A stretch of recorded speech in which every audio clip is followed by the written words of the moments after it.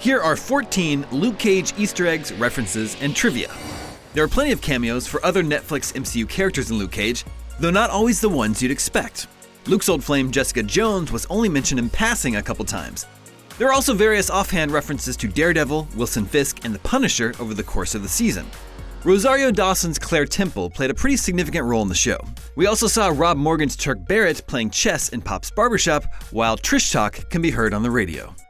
Hip-hop music is in the show's DNA, and there are plenty of homages outside of the show's memorable soundtrack. Every episode title is taken from a different track by the group Gang Starr.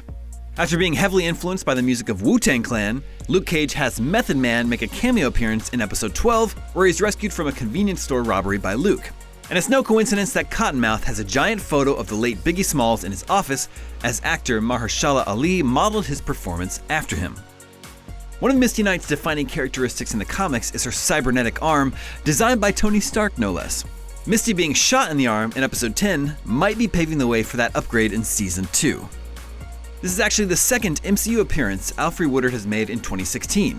Beyond Mariah Dillard, she also played the grieving mother who accosted Tony Stark in Captain America: Civil War. Stan Lee has yet to appear in the flesh in any of these Netflix shows, but Luke Cage kept up the tradition of including visual cameos of Lee as a police officer after his photo was seen in both Daredevil and Jessica Jones. Colleen Wing is a martial arts expert and Misty Knight's frequent partner in the comics. The final episode appears to be setting up Colleen's MCU debut when Claire checks out a flyer for her martial arts class. While he sticks mainly to civilian clothes now, back in the 70s, Luke Cage was known for wearing one of the more flamboyant costumes in superhero comics. The show paid homage to that look, first with Luke's yellow-lined hoodie, and then by actually having him don a flashy yellow shirt and chains after his escape from Seagate. In the comics, Luke once went by the codename Power Man and formed a detective agency called Heroes for Hire, with his buddy Iron Fist. The show paid tribute to both of those elements in the first couple episodes, with Pop playfully calling Luke Power Man and Luke telling his landlord, "I'm not for hire." We've seen little of Tony Stark's nemesis Justin Hammer since 2010's Iron Man 2, which is why it was so interesting to see Luke Cage make multiple references to the crooked businessman and his weapons technology. The focus on Seagate Prison also ties into the Marvel one-shot short film Hail to the King, which is the last time Hammer was seen in the flesh.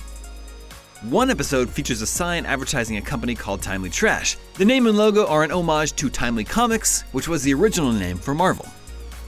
Thanks to Iron Man 3, it's been established that a character named Matthew Ellis is the current US president in the MCU. But Luke Cage includes multiple references to Barack Obama. Perhaps Obama lost his re-election bid after failing to prevent the Chitauri invasion.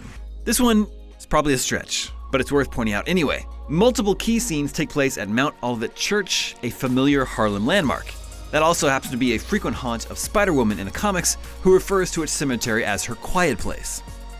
It seems that every book Luke reads in the show is in some way a reflection on himself. Ralph Ellison's Invisible Man is a story about a black man rendered invisible to white society, while both Walter Mosley's Little Green and Chester Himes' The Heat's On deal with heroic African-American detectives. You might have gotten a sense of deja vu when Luke scared off one of the gangsters threatening Connie in episode 1. That's because it's an intentional nod to a similar scene from Iron Man 3. Luke Cage showrunner Cheo Coker has revealed that this was his homage to filmmaker Shane Black and the line, "I don't even like working here," said by a henchman in that Marvel movie. For all things Luke Cage and Marvel, keep it locked on IGN.